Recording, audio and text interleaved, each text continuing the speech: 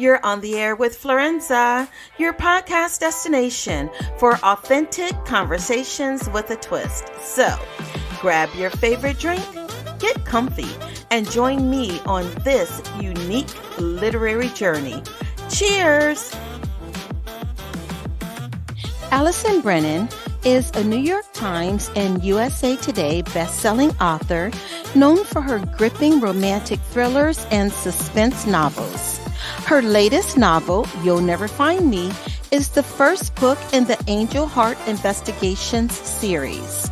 The story follows private investigator Margot Angelhart, who, estranged from her PI family, takes on a dangerous case involving corporate espionage. Forced to collaborate with her siblings, Margot must navigate a web of secrets and trust issues to solve the mystery and protect her loved ones. Please join me in welcoming Allison to the show. Well, thank you so much, Allison, for joining me. I am so excited about our interview. Before we start, we are going to toast to an amazing show. And cheers to you. Oh, you're drinking water. That means you're a working girl. Cheers to you and thank you. Yes, I am having it's called Quarter Cut is the brand, and it is a blended red. Let's see. Oh, not bad. It probably could have breathed a little bit longer, but as my saying, it's 6 o'clock in the morning somewhere. We are going to dive right in because I'm so curious about the book that we're going to talk about starting off, and we're going to hit on some of the others is You'll Never Find Me. And in that, I do have a question about your characters if she were to have a secret. So Margot Angelhart, which I love that name.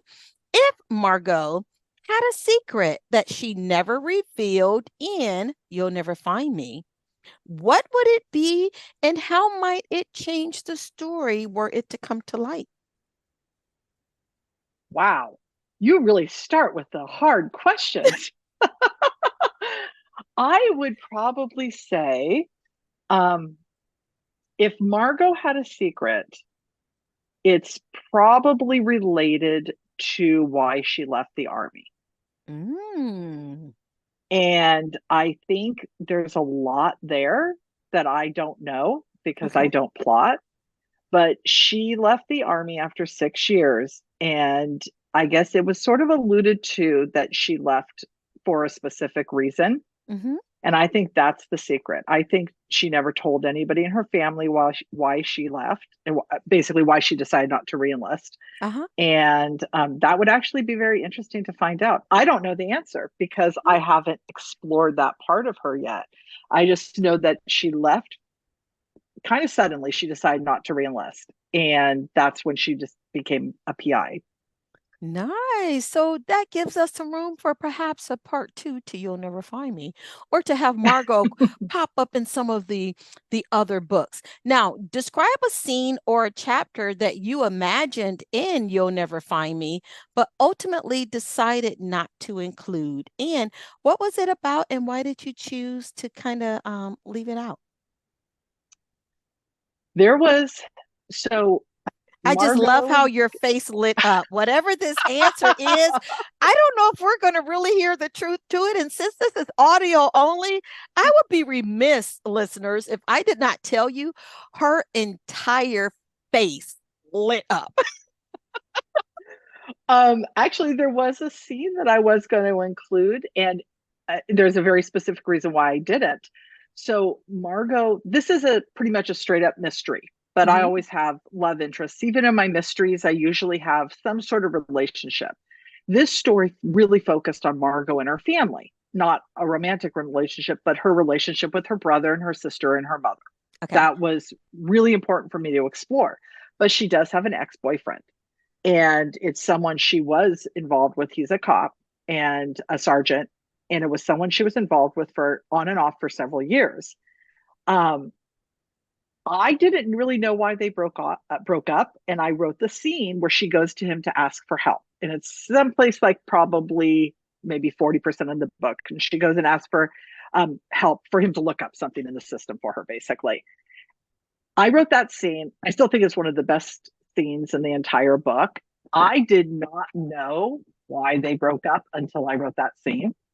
And I had expected to write near the end of the book a love scene between them where they kind of rekindle their relationship, because I kind of pictured it in my head and I said, oh, this will be a really good scene. You know, it's like makeup sex is always great. Right. So Yes. I was thinking this is going to be great. So I was thinking about this when they got, eventually got there, but it wasn't the foremost important thing in the book because it's not a romantic suspense. It's a mystery.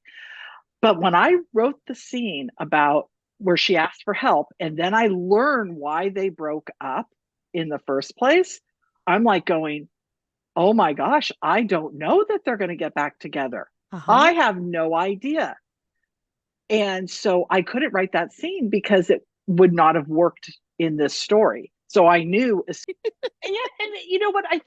I mean, she's right and wrong. And see, I love exploring these moral issues where no one is 100% right and no one is 100% wrong. Because when you're a parent, your child is the most important thing to you. So even if, because they were dating, they're not engaged or anything like that. And yes, he should have trusted her, but at the same time, he is protective of his only child. And so I can put myself in both positions and see they're both right and they're both kind of wrong too. And so I don't know. They might end up getting back together. It just depends. They're gonna be on the same page in the second book. I'm working on the second book now, and I'll see what happens. I don't know. I really want them to be together. And the reason is I named him Rick Devlin for a reason. Margot Angelhart is Margot Angelhart. And I was thinking, oh, Angelhart, Devlin, they kind of go together. I have to put them together. But I don't know. I don't know if it's actually going to work or not, but she's, we'll see. We'll see. You can even make it a dream scene, where she wake up after the fact, right? Like you can get that sex on a page. It just may not be in lifetime. And I am like so geeked about how you view your characters, right? And that you're right there in the moment like your reader, and that you're just looking into their lives as they manifest. And you're peeking around a corner to see what's coming, just like the reader is peeking around a corner to see what's coming. Do you sometimes feel that a padded room is somewhere waiting on you with your character speak? I don't know. I do put myself in my character's shoes, and I did this one interview with someone who was stunned that I went into the villain's point of view, and like, how did you do that? How did you put yourself in his shoes? And I'm like going, well, I kind of just try to feel, if I was this person, how would I feel about this situation? And I don't know. I just do it. It makes it a more interesting story if you get different perspectives. And maybe I'll go crazy someday. Maybe I won't. I don't plan to stop writing anytime soon. So if I at least until I'm 70. I'm 54. So I have many, many more years to write. What's the strangest fact or piece of information you've discovered while researching, in particular for You'll Never Find Me? I've done a lot of research for all of my books, and I don't know that I can pinpoint exactly. I can think of something I learned. Not so much like this isn't like a life-shattering research tip, but it's something that I learned that I did not know. So in this book, one of the themes is obviously it's a lot about family, but I didn't know a lot about divorce law or family law and the rights of parents or the rights of mothers and fathers.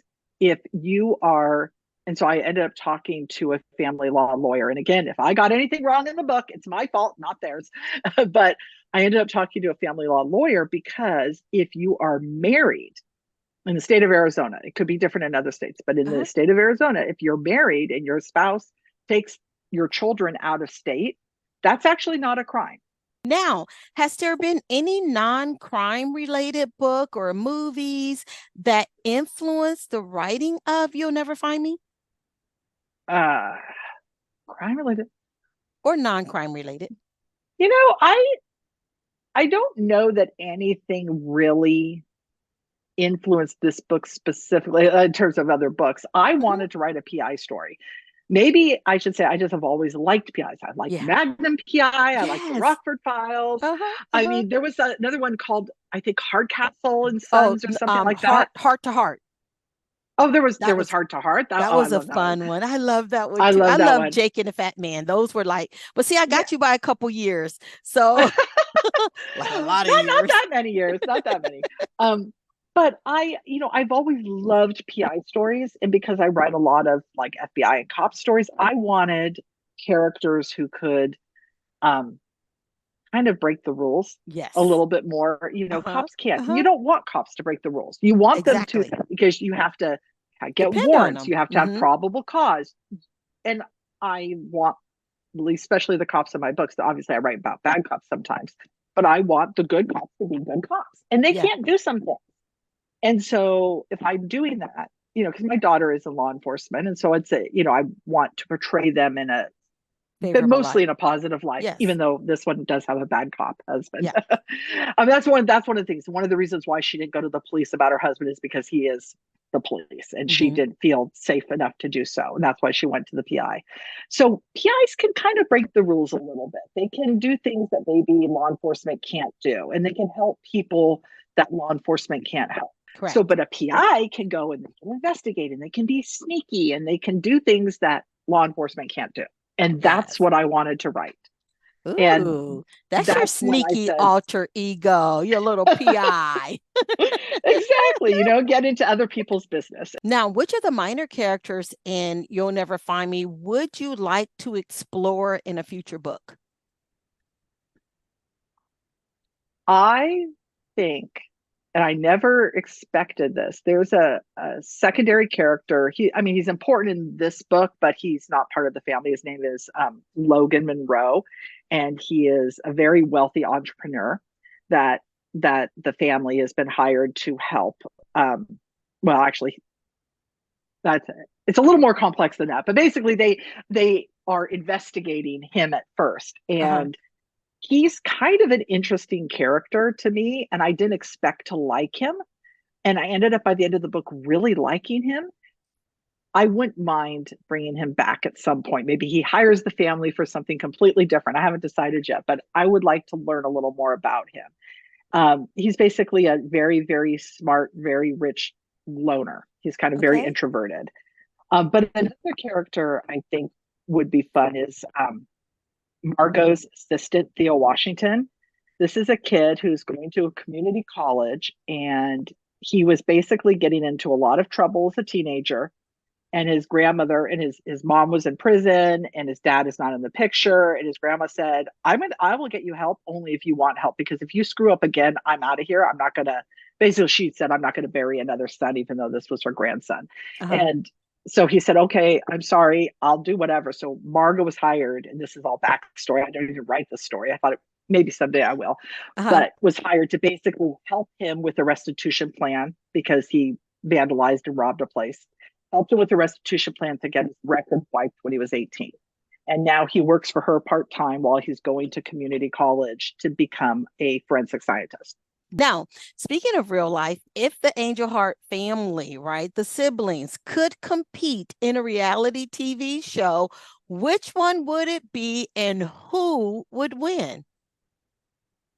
Wow. I honestly do not watch a lot of reality television, so I could possibly Or a know game what that show would or be. something like that? Oh, I would totally see them on the Family Feud. That would be so much fun. That's what Those I was five, thinking. because my kids have often talked about this because I have five kids, and so they've often talked about if they went on Family Feud, Uh-huh. who would be, the first one Yep. obviously would be the oldest because she's the Uh-huh. oldest, and so she Uh-huh. would want to be first. And it's just really funny listening to them talk about it. So I could see the five kids being on Family Feud, and they would definitely pick for the final two. they would pick the youngest, Louisa, because she is very, very smart. Probably the smartest in the bunch, Uh-huh. and probably Jack, the oldest. Probably the oldest and the youngest would be the final two, because Jack is the one with the most experience, um, and Lulu's the smartest. So I think they Nice. would pick them for the final two. Love it, love it, love it. Let's see. Oh my goodness, this has been so much fun. I asked someone recently if they could co-author with someone dead or alive, who would it be and why? And I was like, I agreed with their answer because it would have been my answer, but I'm going to ask you that. Wow. I think any co-author would kill me, That's what he because said. I literally do not plot, and I just think that a co-author would have a huge problem. I well, okay, I have a fangirl moment. I absolutely love the Elvis Cole Joe Pike series by Yeah. Robert Crace. Uh-huh. Absolutely love it. Uh-huh. If he said, "Hey, I would love to write a book about maybe Elvis Cole's, you know, maybe he has like a daughter he never knew he had, Uh-huh. um, and introduce his long lost daughter to him in a book, and then let's co-write it, and you can write her scenes and I'll write his scenes, and Uh-huh. I would totally do it." So if Robert Crace is listening to this right now, I'll I would tag him. love I'll tag him. to I would love to co-write a story, because I have read and listened to every single one of those books, and I just absolutely love the series. So Nice. that That would was a true probably be it. fangirl. Love it. Now, if Angel, if Margot had a playlist, what three songs would be on her playlist? Uh, you really ask hard questions. It's funny because I used to listen to music when I wrote, and I just stopped listening to it because it got to be too distracting to me. Uh-huh. Uh-huh. Um, I would think, well, maybe for this book alone, there's a song called Bully by 3 Days Grace Uh-huh. that I think was very relevant Okay. to this story. Um, I honestly, I cannot think of one song off the top of my head. And it's probably because I've only been listening to my kids' songs. Oh, And they sing? because, They perform? well, no, my daughter plays guitar, but no, she plays Taylor Swift in the car, and she plays country music in the Oh, car, gotcha, and gotcha, that's gotcha. all I listen to. Yeah, yeah, yeah. So, the Well, only listen, I'm ones a I can country think of, fan, so I'm all about that life. well, I've actually loved, one of the reasons I like Carrie Underwood is because her songs Yes, tell a story, yes, and that song about the black Cadillac, yes. I, every time I listen to that, I can think of a different story to write. Yeah, Um, yeah. I don't know if Margot would listen to it. I don't know what Margot listens to. That's actually a really interesting question. I would have to think about what she would listen to. Mm-hmm. Mm-hmm. If you could have a superpower, any superpower at all, and you can be used for your writing, it can be used for every day, it can be used in conjunction. Even you may say, okay, I don't want it, but my character can use a superpower. What would it be and why? Oh, well, I'll give a flip answer. Yeah, did you ever watch Bewitched? Of hello, I told you I'm older than you. Yes. Okay, I want to be able to twitch Twitch my my nose nose and and make ish happen. yeah, make my house clean, have dinner ready. That's what I would love my superpower to be, because Makeup and hair, clothes. yeah, just like snap your fingers, twitch the nose, it's done. Yes. I would love that superpower. Um, I would say, well, for me personally, I used to have these dreams of me flying. I would Yes. like as a bird, I would Uh-huh. love to be able to fly like Superman. Hmm. That would be fun. I think Margot, her superpower would I think it would be a double-edged sword. I think she would like to know what people are thinking, but then when you know what people are thinking, maybe you really don't want to know what they're thinking. Yeah. Yeah. Yeah. What's a question that you've never been asked that you've died inwardly, like, oh my gosh, I would love someone to ask this because I want to answer it, but no one has ever asked?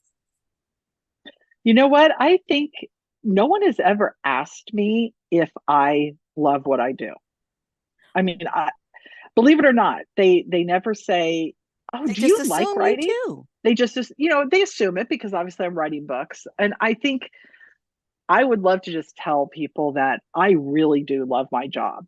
And I Oh, consider it a job because uh-huh. it is a job. I earn money on this. This is how I support my family. I love writing. I I would write even if I wasn't published. That's how much I love writing. So I think people just assume, oh yeah, you this is your job, or you just wrote a book and so now you're writing other books. And it's like, Uh-huh. no, I wouldn't have done it if I didn't love it. Yeah.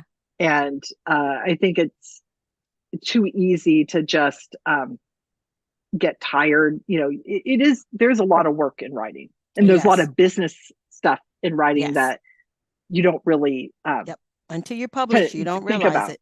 Mm-hmm. You don't realize all the business end, but in the end, I do love it. And I wouldn't want to do anything else. Wonderful. Wonderful. I know that you have some top secret things coming up soon.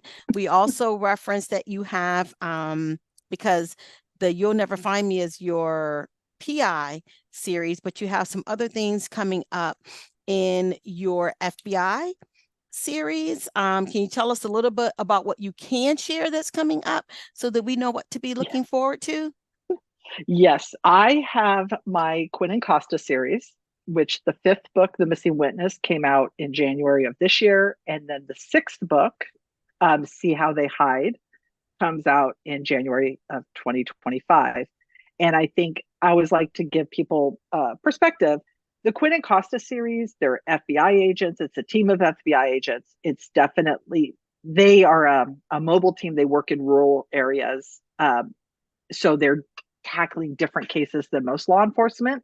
Uh-huh. Um, the Missing Witness actually brings Kara back to Los Angeles, where she was a detective, so she can testify against a human trafficker that she had arrested before she started working for the FBI.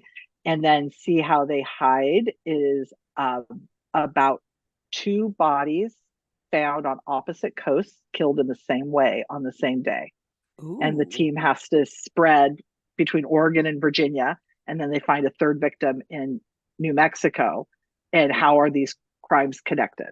And so that was a lot of fun because I didn't know how they were connected until I started writing Until the book. It was so much fun figuring it out. And nice. so that's the Quinn and Costa series. I will have, and I can't discuss the details yet, but I will have another standalone coming out next year too. And as soon as I can, I Yes. will make sure you get a copy of it so you could read it. Yay. So, because Nice. it was a lot of fun to write. I just don't have all the The, permissions yet yeah, to yeah, yeah, talk. yeah. Oh, yeah. Listen, something should be kept secret for a minute. Now, where are the listeners able to interact with you, engage with you? I bet you're that person that when they reach out, you are definitely not the assistant that answers the email. So where are the readers able to connect with you? You are absolutely right. I answer all my email. My contact page on my website, which is AllisonBrennan.com, very easy. My contact page goes right to my email. So if you go through there, um, I am on Facebook/Allison Brennan, and I answer all of my messages there. I do have to weed through a lot of Yeah. spam and a lot of men that just want to say hi to me. Hi, Lord have hi, mercy. hi. My block list is like 10,000 right now. Oh my gosh. I agree. And I every day, well, once a week I'll go through and block more people, but Yep. it's a pain in the so, but I do answer all the messages, and I try to post every day either a picture of my cat, my grandson, or talk about writing. So Yay. I am very active there. So those are probably the two best ways to contact me. I do have Instagram, and I have a blog, Murder She Writes. So everything's on my website. All the links and everything are on my website. Okay. Now we have come to the part of our show that so many people enjoy. If this is this or that, and I'm going to read off a couple things, and you select one of the two or neither that resonates with you. And it is so random. When I tell you so random, it's like 2,000 of these things and I just go eeny, meeny, miny, mo. Okay. This one, morning routine or night routine? Morning. Morning. Home cooked meals or takeout? Home cooked. Gym or home workout? I walk. That's nice. Okay. City life or rural life? Rural. Coffee shops or home brew? Yeah, 50-50. Okay. I like both. To-do list or spontaneous living? Spontaneous. Yeah. When is your birth month? September. Oh, you're September baby. End Okay. of September. Okay. Libra. You're the Libra. Okay. Cleaning day or clean as you go? I have a husband for that. Girl, I like you. This is going to be my longest interview yet. Because every time you say something, I'm like, yes, yes. Okay, last one. Scheduled relaxation or finding downtime? Finding downtime. I mean, scheduled relaxation would be like plotting. Yeah, it just wouldn't work. It just wouldn't work. Listen, I have enjoyed talking to you, and I cannot wait for the sequel. Actually, for See How They Hide and the super secret project. Super secret project to come on. And I would definitely love to have you to come back on when those come out so that we can talk some more about them. I will come on anytime you want me. This was so much fun. Awesome. And this wraps up another episode of On the Air with Florenza. You may follow me on all social media platforms under Florenza Lee or via my website at florenza.org. Until next time, cheers.